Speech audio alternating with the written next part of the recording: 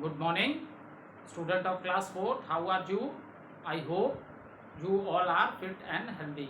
So, welcome back to your EVS class, student. Today date is 14 September 2021 and I am teaching you chapter number 11. Name of the chapter, Nature Gift to Us. Okay, let's do little recapitulation what we have done in the previous video. So our planet is known in the previous video, student, we discussed that our planet is known as a special planet, or you can say a unique planet, because all the conditions which are required for the survival of the living things, मतलब उनके जीने के लिए जो भी चीज़ें होनी चाहिए, that all things are present on our planet, that is Earth. Is it clear? And after that we discuss I start explaining you about the what are the natural resources which are present on the surface of the Earth. Okay, so student, when we are talking about the natural resources, so these natural resources are air, water, soil, minerals, wildlife. So all these are the natural resources which are present on the surface of the Earth. Okay, and after that man-made things, these are the things which are made by the mans. And now the question arises, from where we get the raw material. So we get raw materials for making this man-made things from the natural things which are present in the nature. जो हमारे अर्थ के surface पे जो natural things हैं जो present है वही ये रॉ मटेरियल्स हैं. That is the reason student that the life of the living thing is not possible without the non living things. ठीक है, आप सोचो कि लिविंग थिंग्स ही जरूरी हैं, तो it is very clear for maintaining the balance of the nature. Nature का balance maintain करने के लिए लिविंग थिंग्स की लाइफ क्या है, नॉन लिविंग थिंग्स के बिना पॉसिबल है ही नहीं. Okay, living things are totally depend upon non-living things, and in our day-to-day life we depend on the resources for our daily need. Okay, we depend on these resources for our daily needs. और ये जो resources हैं which are present on the surface of the earth, ये resources हम अपने day to day life में हमेशा use करते रहते हैं, इसके बिना हमारी लाइफ पॉसिबल नहीं है. ठीक है, now let's start with the Then firstly तो हमने बात किया natural resources which are present on the surface of the earth. After that student we start discussing the types of natural resources. Now natural resources is divided into two groups. That is, one group is the renewable resources and another group is known as the non-renewable resources. So why we have divided this into a two group? According to their quantity and characteristics. For example, if you see sunlight, air, water, plants, animals, so they are renewable resources. Their stock cannot be finished completely. इनके stock completely finish कभी नहीं होंगे. ठीक है, इनके stock जो है वो completely finish बेटा कभी भी नहीं होंगे. ठीक है, so इनको हमने renewable resources के नाम से इस कैटेगरी में डाल दिया.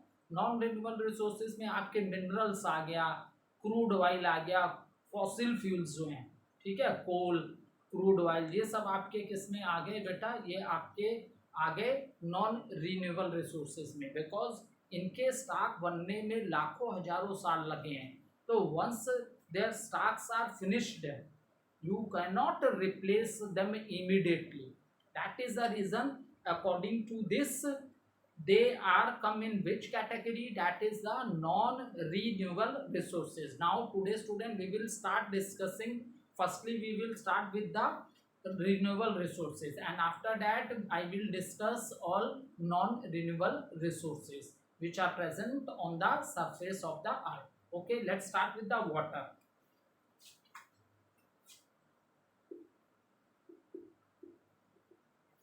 So this is a renewable resource and the stocks are not going to complete, as we know that the 3/4 of the surface of the earth is covered with the water. 3/4 surface जो अर्थ का है covered किससे बेटा, water से. तो ये इसके stock इतने ज़्यादा हैं कि ये कम्प्लीटली फिनिश होने वाला नहीं है। हाँ, what we have to do in present time due to our activities we have what done, we have polluted the water. आज हमने अपनी ह्यूमन एक्टिविटी से वाटर को पॉल्यूटेड करना बहुत ज़्यादा शुरू कर दिया है, ठीक है। तो हमें we have to follow some rules that we should understand that the importance of water. हमें कुछ ऐसे रूल्स फॉलो करने पड़ेंगे क्योंकि हमें ये वाटर की इम्पोर्टेंस को समझना होगा, ठीक है। क्योंकि लिविंग थिंग की लाइफ वाटर के बिना पॉसिबल ही नहीं है, ठीक है। वाटर के बिना पॉसिबल लिविंग थिंग्स की लाइफ है ही नहीं, ठीक है। सो अब देखो नेक्स्ट क्या है बेटा, ने बुक में दिया एक activity, right the name of 4 sources of water, draw them in your notebook. तो अगर हम वाटर बॉडीज की बात करते हैं तो हमारे प्लेनेट अर्थ पे वाटर बॉडीज कहाँ कहाँ, वाटर कहाँ कहाँ आपको मिलेगा। आपको वाटर मिलेगा पाउंड्स में, पाउंड्स, रिवर्स, लेक्स, ओके, सी, ओशंस। तो these are the water bodies which are present on the surface of the earth। तो वाटर, क्योंकि तुमने अर्लियर क्लास में ऑलरेडी पढ़ा है कि दे water has 3 forms, solid, liquid, gas। solid is the ice, liquid is the water, and one water vapor is the gaseous form। is it clear? So what are the water bodies, what are the water bodies which are present on the surface of the earth? That is the ponds, water is present in the ponds, river, lake, sea and oceans, okay। now see student, write the name, so you will write the name of these water bodies in this activity and you also draw the picture in your notebook।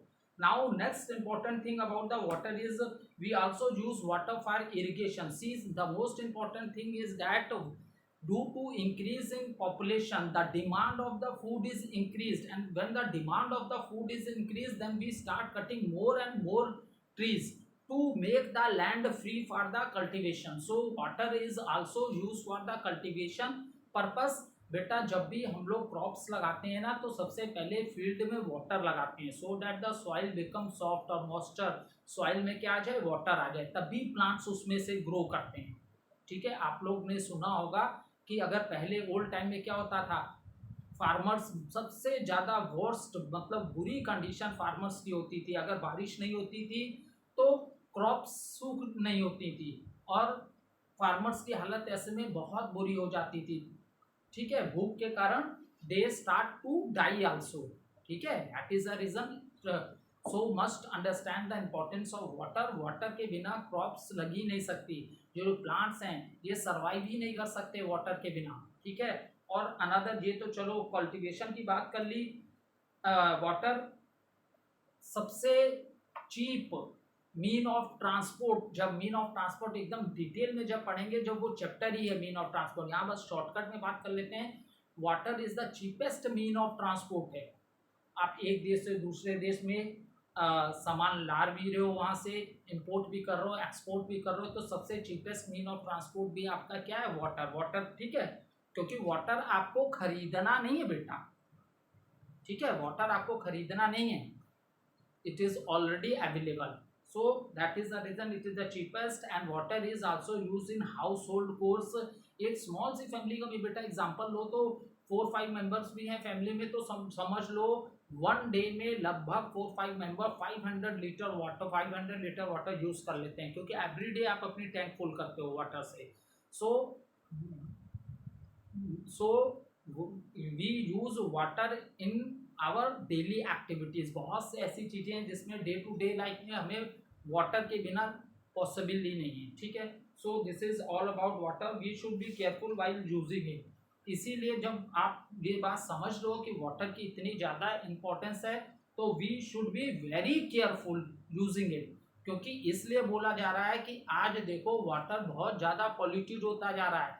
Old times में population less थी, natural resources जो ज़्यादा clean थी, pollution बहुत less था। लेकिन अगर आप प्रेजेंट टाइम की बात करो तो बेटा आज इतनी ज़्यादा फैक्ट्रीज हो गई हैं, इतनी ज़्यादा फैक्ट्रीज हो गई हैं, तो फैक्ट्रीज का गंदे केमिकल ये सब हम लोग सब वाटर में उसका डिस्पर्सल कर दे रहे हैं। तो दैट इज द रीजन जो ये क्या है, वाटर पॉल्यूटेड भी हो रहा है। और जो वाटर में रहने वाले एक्वेटिक एनिमल्स हैं they also die due to these human activities. So we understand the value of a water.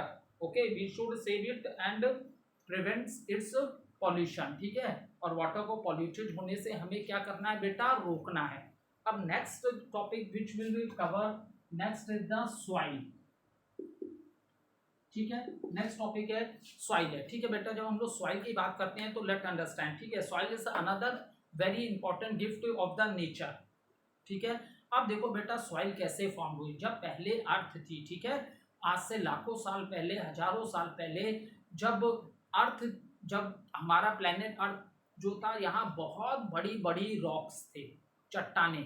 ठीक है, तो बहुत बड़े बड़े रॉक्स थे आज से हजारों लाखों साल पहले अर्थ पे, जब यहाँ भी लाइफ नहीं थी, अभी लिविंग ऑर्गेनिजम्स नहीं थे, उस समय की हम बात कर रहे हैं। तो बिगनिंग स्टेज पे ये पूरे अर्थ पे क्या थे, बड़े बड़े रॉक्स थे। So due to weathering, weathering means कभी हॉट वेदर होता था तो ये चट्टाने बिल्कुल हीट से तपने लगती थी, कभी फिर रेन होता था तो ये पूरी ठंडी हो जाती थी कोल्ड में। और तो due to this weather and air की वजह से ये जो कभी हॉट हुआ, कभी कोल्ड हुआ, कभी बहुत कोल्ड हो गया, और एयर का भी इफेक्ट हुआ। तो इन सारी चीज़ों को, जिसको हम क्या कहते हैं, वेदरिंग, तो वेदरिंग प्रोसेस की वजह से ये रॉक्स जो थे, इतनी बड़ी बड़ी चट्टाने थी, ये ब्रेक होने लगी। ये क्या होने लगी बेटा, ब्रेक होने लगी, टूटने लगी। ठीक है, ब्रेक होके ये लगातार क्या होने लगी, टूटने लगी। तो यही स्मॉल स्मॉल पीसेस में चेंज हो गए और इसी से बनी आपकी सॉइल। ठीक है, फिर इस पे स्मॉल प्लांट, सबसे पहले जो इस रॉक के टूटने जो सॉइल बनी थी, इसमें सबसे पहले लिविंग ऑर्गेनिज्म में बहुत स्मॉल प्लांट्स आए थे। ठीक है, after few years tall trees, big trees start coming from this. Okay, and we are also able to see different types of animals also on the planet. So in this manner the soil is formed. तो soil किससे formed हुई है, rock के pieces के break down होने से। ठीक है, so it is form from rocks के पीसेस के ब्रेक होने से। और उसके बाद जब इतने ज़्यादा प्लांट्स हो गए, एनिमल्स भी हो गए, तो आपको पता है ना बेटा, एनिमल्स और प्लांट्स भी डेड करते हैं, तो उनके जो बॉडी पार्ट्स हैं वो भी इसमें मिक्सअप हो गए। तो इसने भी क्या बनाई, सॉइल की लेयर बनाई। लिखा है ना बुक में, डिकम्पोजिंग प्लांट्स एंड एनिमल्स। तो सॉइल किससे बनी, रॉक पार्टिकल से। और जो ये लिविंग ऑर्गेनिज्म थे, जब वो डेड हो गए, और जब ये एनिमल्स मरने के बाद वो भी डेड हो गए जब एनिमल्स, तो उनकी बॉडी भी इसी में मिक्सअप हो गई। तो इस तरह सॉइल की लेयर बनी। ठीक है बेटा, इज इट क्लियर, इस तरह सॉइल की लेयर बनी। ठीक है, नेक्स्ट क्लास में जाओगे तो आप लोग जब पढ़ोगे तो मैं जरा सा शॉर्टकट में बता देता हूँ बेटा। जिस लेयर पे हम लोग रहते हैं इसको क्रस्ट बोलते हैं। ठीक है, जिस लेयर पे हम रह रहे हैं क्रस्ट है। क्रस्ट के नीचे जो सेकंड लेयर है वो है आपकी मेंटल की। ठीक है, उसके बाद जो लेयर है जो कि लिक्विड फॉर्म में, और जो यहाँ टेम्परेचर बहुत हाई है, यहाँ टेम्परेचर बहुत हाई है, जिसको आउटर कोर बोलते हैं। और जो इनर कोर है ये बहुत ज़्यादा स्ट्रॉन्ग है। ठीक है, और यहाँ भी टेम्परेचर बहुत हाई है, इसे क्या बोलते हैं, इनर कोर। ठीक है, तो हम किस पे बेटा रहते हैं, हम क्रस्ट पे रहते हैं। Is it clear. अब देखो सॉइल क्या है, soil is required to grow plants. Soil क्या है, soil is required to grow plants. The more fertile the soil is the better the plants will be. ठीक है, जितनी ज़्यादा जमीन उपजाऊ होगी उतना ज़्यादा प्लांट्स की ग्रोथ क्या होती है, ज़्यादा होती है। जिस तरह बेटा हमको हमारी बॉडी को, ठीक है, फॉर एग्जांपल जिस तरह हमारी बॉडी जो होती है बेटा, हमारी बॉडी को जिस तरह मिनरल्स, न्यूट्रिएंट्स चाहिए होते हैं। ठीक है, हमारी बॉडी को क्या चाहिए होते हैं, डिफरेंट टाइप्स के न्यूट्रिएंट्स चाहिए होते हैं। इन द सेम मैनर बेटा ये जो प्लांट्स होते हैं इनको भी अपनी ग्रोथ के लिए मिनरल्स चाहिए। और आपने पढ़ा होगा फंक्शन ऑफ रूट में कि रूट ही वाटर और मिनरल्स को क्या करता है, ऑब्जर्व करने का काम करता है। रूट सी वाटर और मिनरल को क्या करता है बेटा, ऑब्जर्व करने का काम करता है। तो sum of the name of the minerals which are present in the sky soil and which increase the fertility of the soil, that is nitrogen, potassium, phosphorus, calcium, magnesium, sulfur, chlorine, manganese, iron, zinc, copper and nickel. ठीक है. So these are the mineral which are present in the soil और यही mineral से plants की क्या growth होती है. After that हम लोग बात करेंगे नॉर्दर्न प्लेन्स की. अब देखो नॉर्दर्न प्लेन्स, ठीक है. अब ये नॉर्दर्न प्लेन्स की जो सॉइल है बहुत फर्टाइल सॉइल है, क्योंकि यहाँ की सॉइल क्या है, एलुवियल सॉइल है. और आप लोग पूरे इंडिया के सारे पार्ट को कंसीडर कर लो तो सबसे ज्यादा वीट और राइस का जो प्रोडक्शन हो रहा है ना बेटा, वो आपके नॉर्दर्न प्लेन्स में. और ये जो आपका वाराणसी या यूपी है, ये नॉर्दर्न प्लेन्स का एरिया है. यहाँ लैंड कैसा है, प्लेन है. यहाँ बहुत ज्यादा कल्टीवेशन होती है. पूरे इंडिया में सबसे ज्यादा वीट और राइस कहाँ से प्रोड्यूस हो रहा है, आपके नॉर्दर्न प्लेन्स से होता है. ठीक है, नॉर्दर्न प्लेन्स जो बने हैं तो सबसे ज्यादा वीट और राइस से प्रोड्यूस हो रहा है. ठीक है, ओके. नॉर्दर्न प्लेन्स में और भी आते हैं, लेकिन अभी हम लोग ने गंगा के नॉर्दर्न प्लेन्स की बात की है. ठीक है, हमने सिर्फ गंगा के बात की है. ब्रह्मपुत्रा के भी प्लेन्स हैं. ये डिटेल में जब आप लोग 5th क्लास में आओगे तब वहां पे आप पढ़ोगे 3 रिवर से कौन कौन प्लेन बने. तो यहाँ हम गंगा की बात कर रहे हैं. ठीक है. So what is the reason why the northern plains are very fertile? Because due to the river Ganga.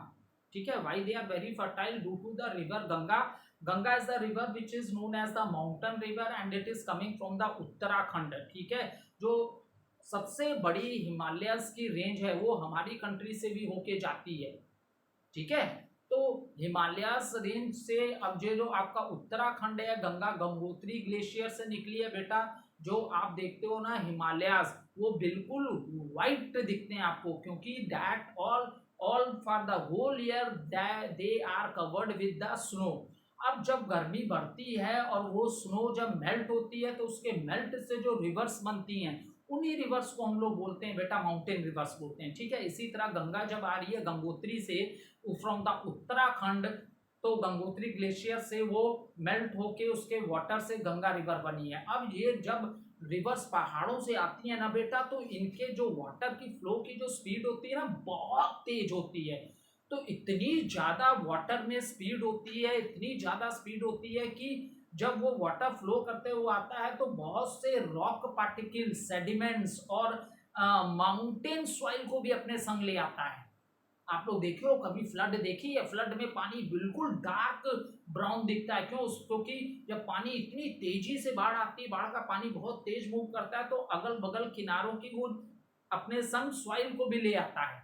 तो इसी तरह जब जो माउंटेन्स रिवर्स आ रही हैं इतनी फोर्सफुली, तो ये अपने संग बहुत से रॉक पार्टिकल्स और माउंटेन्स की सॉइल को, फर्टाइल सॉइल को, जिसको कि हमने एलुवियल सॉइल बोला, और माउंटेन सॉइल को क्या बोलते हैं, सिल्ट बोलते हैं. SILT सिल्ट बोलते हैं बेटा. ठीक है, तो ये माउंटेन सॉइल जो है ये सिल्ट सॉइल है. ठीक है, और ये रिवर्स इसीलिए ये रिवर्स जब नॉर्दर्न प्लेन्स में आती हैं तो इनका फ्लो क्या हो जाता है, स्लो हो जाता है. तब पानी में उतनी तेजी नहीं होती, इनका फ्लो जो होता है स्लो हो जाता है. और जो ये अपने संग रास्ते में सेडिमेंट्स और माउंटेन सॉइल लेके आती हैं, उसको ये नॉर्दर्न प्लेन्स में क्या कर दे रहे हैं, डिपॉजिट कर दे रहे हैं, वहां जम जा रहा है. देखो यही छोटे छोटे कण जम जम के पूरी लैंड बन जाता है बेटा. आपने सुना होगा कि पानी के बीच लैंड है और चारों तरफ से वाटर है, तो उसको बोलते हैं आइलैंड. तो जब ये रिवर्स के द्वारा जब वाटर आता है ना, तो इसके संग बहुत से रॉक सेडिमेंट्स होते हैं, तो ये एक दूसरे के ऊपर सेटल होते होते होते होते एक मजबूत लैंड बन जाता है, सॉइल की एक मजबूत लेयर बन जाती है. तो ये क्या कर रही है, माउंटेन रिवर नॉर्दर्न प्लेन्स में लाके सारा जो इतनी फर्टाइल सॉइल है उसको डिपॉजिट कर दे रही है, जमा कर दे रही है. That is the reason northern plains are known as the food bowl of India. Is it clear? The Himalaya ensures the plain have enough water and good soil. तो जो हिमालयस हैं उन्हीं की वजह से नॉर्दर्न प्लेन्स की soil बहुत fertile है और जहां बहुत ज्यादा क्रॉप का प्रोडक्शन होता है. ठीक है, आराम से समझिएगा इस बात को. अगर जल्दी जल्दी थोड़ा वीडियो में पढ़ा रहा हूं तो आप एक बार फिर से सुन लीजिएगा. ठीक है, many rivers flow from the Himalayas. They carry the fertile soil called alluvial soil. और इस सॉइल का नाम क्या है, एलुवियल सॉइल. ये LUVIAL VIAL, alluvial soil. ठीक है, this is the name of the soil. Alluvial soil is the name of the soil. और सॉइल बनी कैसे? डिपॉजिट हुए हैं यहाँ पे रॉक सेडिमेंट्स और माउंटेन सॉइल्स डिपॉजिट हुई हैं, ठीक है. And this soil is very good for the sugar cane, rice and wheat grow well in the soil, in this alluvial soil. Okay student, thank you. We will continue in the next video.